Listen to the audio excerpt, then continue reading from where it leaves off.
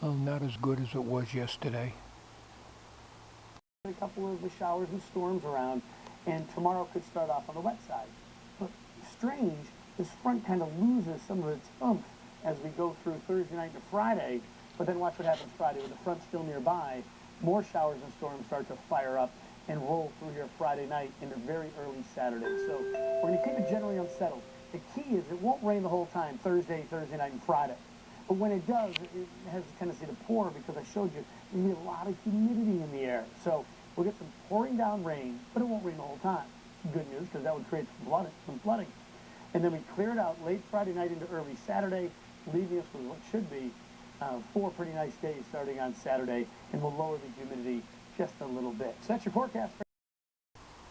Good afternoon. Yes, it's afternoon. We tried to get a Acme thread type of rod, and my local hardware store don't carry that stuff, and I'm pretty sure Home Depot don't. This thing works good, but it turns very slow. I'm at the extreme right now. If you're looking at him, this is the extreme. This is dead on right here. Not a problem. What I'm going to do is I'm going to put power to it to reverse, have his head go the other way, and you can see for yourself how slow the head goes. We may have to live with that, and you know, it could be part of the character and the skit and so forth. Because he's 113 years old, his head is going to move slow. Okay, I'm going to put it on now, and we'll go to the front of the thing.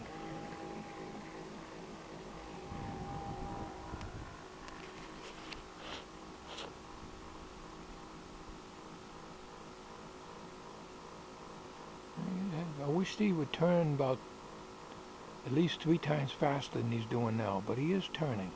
I'm going to have to keep an eye on it now, because I don't want it to get to the end of the travel here.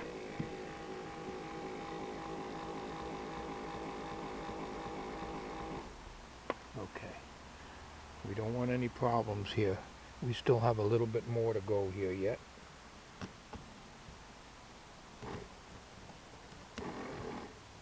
Okay, that's about it. That's about it. Now, I've got a fuse in here. I couldn't get a 2 amp fuse.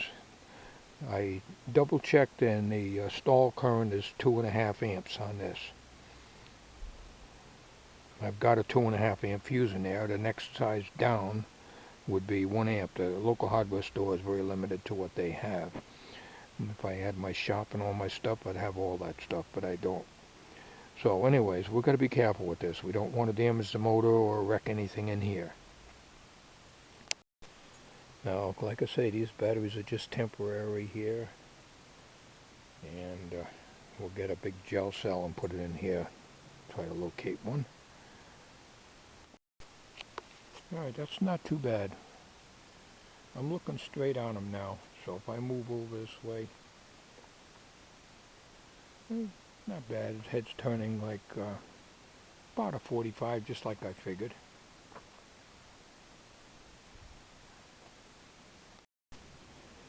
I looked through the micro switches. I had 3 micro switches from the oven, the microwave oven. One of them was no good, and the one that was no good was normally closed. So they're rated, close as I can read with the magnifying glass, about 16 amps. And if that's the case, if I'm reading it right, terrible eyesight, you know, even with magnification. This here, 12 to 24 volts. It's actually designed for 24. Solenoid will not do the mouth. I ordered the door lock actuator from the Science surplus place today, and we're going to use that in here to run this. Now the thing is large. I guess it's 5 or 6 inches long. Not a problem. We got room in here. You know, we can modify things if we have to. But as far as this is concerned, If this was a much coarser thread, it would be very good, but this is the coarsest that I can get. I think he said 18 threads per inch or something like that.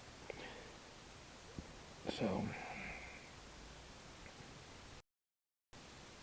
while I have this box open, I'll just show you what I've got. This is the motor, the 2 RPM motor that I got from eBay, of course.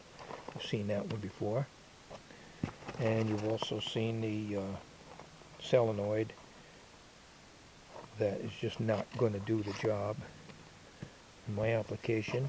Here is a solenoid out of a slide projector. These here motors that you see here, with the exception of this one that came out of a microwave. These came out of my workshop, and this came out of a slide projector, and this coil won't even move with 12 volts on it, so it's probably an AC coil, probably around 50 volts anyways. It's tapped off the motor in its slide projector. It changes the slides, and I was going to use this for the mouth, but I'm not about to try to rewind this. When I was younger, I used to make electromagnets and stuff. Matter of fact, that's the very first things I learned how to do when I was messing around with electricity. Here's a tape recorder motor. It ain't much good. It runs on a 1.5 volt battery. They ain't much good for the application I'm doing here, but I just figured I'd show you. This motor here came out of an electric battery operated electric drill. It's powerful, but not powerful enough to run the head of Dorkel, of course, obviously. Here is a little motor that I got out of a nose hair clipper. And it's still running, buzzing like heck. It runs on a little rechargeable battery, and here's the charger for it. The blades broke, so I took the motor out of it. This came out of our microwave. It's an AC 21 volt motor, turntable motor. And here's part of the gear assembly that came out of the slide projector. Here's another motor that came out of a tape recorder. And that's about it. So I just gathered up some stuff that I had in my shop there about a month ago and just threw them in the box here, along with some of the newest stuff that I've added to it. So what I am going to probably do is make another trip up there, because there's still stuff up there that is end up probably going to the dump, and see if I can find some switches. I had a whole box of all kinds of switches and stuff, because what we're going to have to do, using a double pole, double throw, center off toggle switch, which I don't know if I have up in my shop or not. If not, I'll have to buy that like everything else. That's going to be for reversing the head, and in addition to the 2 micro switches that are going to be going up under here to prevent, if I'm not paying attention to this thing and it stalls out or bends this or burns the motor. Well, the fuse prevents that, but you just better hope the fuse works, because the stall current on the motor, I looked it up, is 2.5 amps. You better hope it doesn't burn up when it stalls out. It's a brush motor, and it could. It's not a shaded pole motor, of course. Those are only AC. So we're going to make a reversing circuit. So we're going to need a double pole, double throw, center off switch. And for his lovely eyes over here, we're going to need also the same type of switch, double pole, double throw, center off switch, because you want to be able to shut it off. Now this motor for the eyes, as I said, is running on 6 volts. You know, I could drop that voltage down to like 4.5 volts, or maybe even 3 volts, and get the eyes to turn real slow, and then speed it up with a rheostat. Damn it all, I have rheostats in the old shop too, but I don't know if they're still there. So Uncle is taking in some air here, trying to get him to dry out a little bit. It isn't a bad day today, but it's not quite as good as it was yesterday. And then I got to do some work down here, but I don't have the materials right now to do it, but I do have the bearded material. But I don't want to do anything to this yet until I get it all working and making sure that the eyes are going to be, the mechanism's going to be reliable before I finish this here. He doesn't look too pretty right now. But when I get him done, he will look adorable. What woman wouldn't want a guy like this?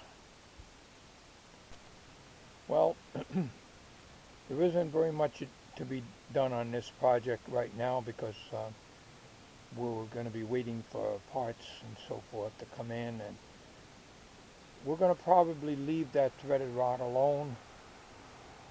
This is adding up, and it's getting ridiculous. Start keep, you know, making changes, and every time I make changes, it costs more money, and the head is moving much slower than I thought.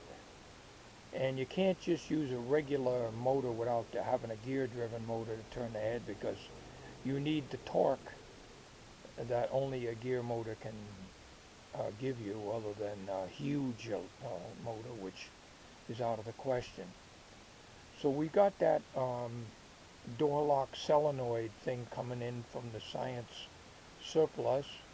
I just ordered it today, so I should be getting it in about a week or so.